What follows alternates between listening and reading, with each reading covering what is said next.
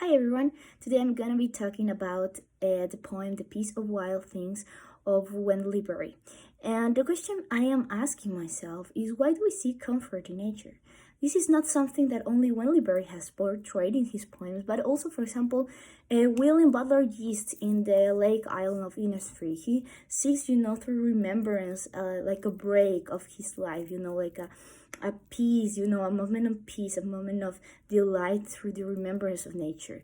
And on the other hand, for example, William Wordsworth, in the poem The Daffodils, portrays nature and how his heart, fills with pleasures once he connects with nature. So here I want to bring also my experience, like recently I just arrived from a trip to Busan that I took this holiday, and it was really beautiful, like I haven't been at the beach like 3 years due to pandemic, and I really miss it. Just seeing the sea, and hearing it crashing in the sand, feeling the sand, and just like looking, to the horizon. That's stuff that some people can say you're doing nothing, just sitting there, and looking. But I think it touches your heart. I think it creates something deeper that we can understand in ourselves. So, like, my question is, why do we always seek discomfort in nature? Because it's not one thing, it's not only Wendell Berry, but all of us have experienced this. The importance nowadays this question is because, like, something we had been talking in the last classes is that many people prefer, like the value of money because of the lands, instead of preserving nature. So should we preserve nature? And one of the things we discuss is that nature has this, a value for humans because of their survival. So we need nature to survive, right? Because we need water, we need air, and a lot of stuff that nature provides us, food and stuff.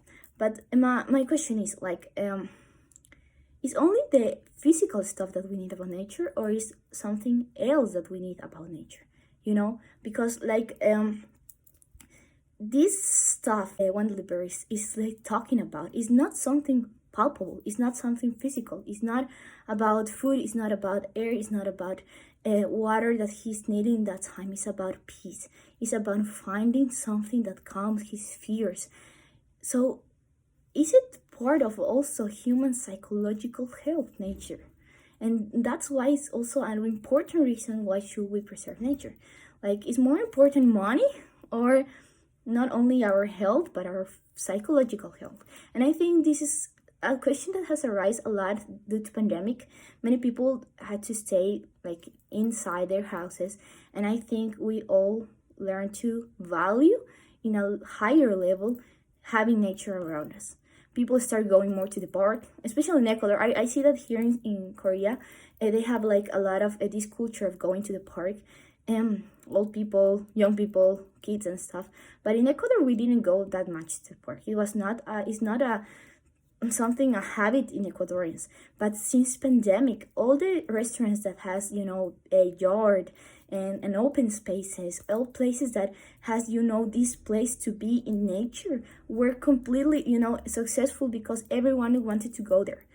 So like, why people like seek this so much, like, without mentioning that due to pandemic, a lot of suicide, depression, anxiety arise like in incredible levels. So it's like, is nature part of this? Is nature part of the solution for us to live?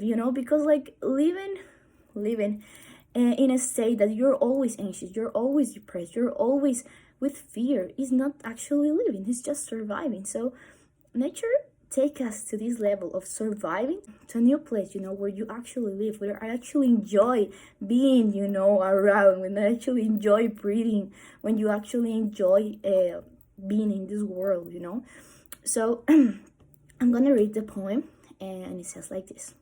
When despair of the world grows in me, and I wake in the night at the least sound, in fear of what my life and my children's life may be, I go and lay down where the woods strike, rest in his beauty on the water, and the great Huron feeds. I come into the peace of wild things, who do not tax their lives with forethought of grief. I come into the presence of still water, and I feel above me the day blind stars, waiting with their light for a time. I rest in the grace of the world, and I'm free. I like highlight some words that I think that are important for the things we're discussing. For example, despair, in fear, of grief. These are feelings that I think all of humans are familiar with. Someone has grief not only about a person, but a place, a moment, a relationship. We all have to deal with loss in so many levels, and sooner or later we will have to. Also fear.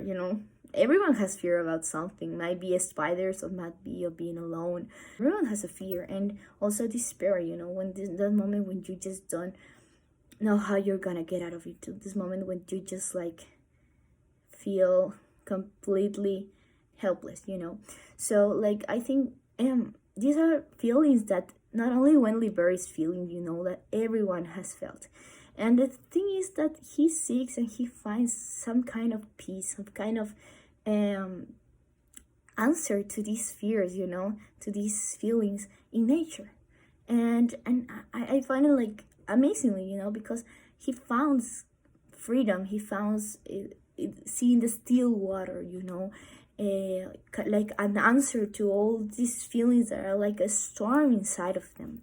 And the peace of wild things. That's something that amazed me, because it's not only the nature is still, it's just beautiful things, but it's also, nature has also stuff that are really harsh, that are really aggressive. And I find it wonderful that we can find peace in those stuff.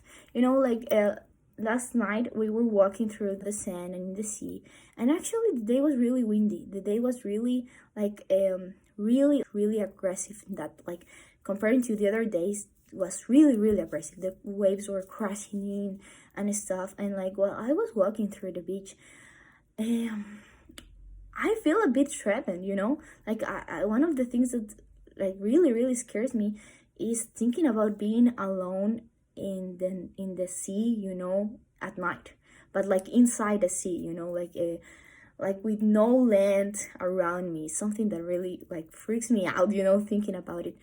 And seeing the amount, of strength that waves have, crashing against the rocks, and how it's uncontrollable, it's something that keeps going and going on. And I, as a human being, I'm useless. I'm just another, the sand, another piece of sand that the waves can just crash on. But still, when I was walking through that storm, through that waves crashing in, the only thing I could think was something was being healed inside of me. I start thinking about a lot of I start remembering a lot of stuff that really hurt me, and a lot of memories that I had in my heart, and I really miss, people I miss, memories I miss, even, being a child. I miss being a child, and stuff. And I keep thinking about this, and the storm, the waves around me are the ones that are holding me together, are the ones that, even though I feel threatened about it, even though it's a wild, I found peace in that. And if you ask me again, why would this seek comfort in nature, I actually don't know. I really, really, really don't know. But the truth is that I also can't deny it heals profound wounds and huge fears.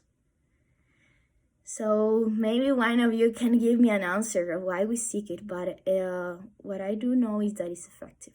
Might be its beauty, its powerfulness. It's always constant, even though it's changing. We have always had nature since the beginning of human history, and I don't know if we will continue to have it, but at least some kind of nature we will have. And maybe that gives us calmness, to know that there's something constant, something more powerful, something more huge and more threatened around us, knowing that we are not alone. So maybe it's that. I don't know. And that's my presentation. Thank you.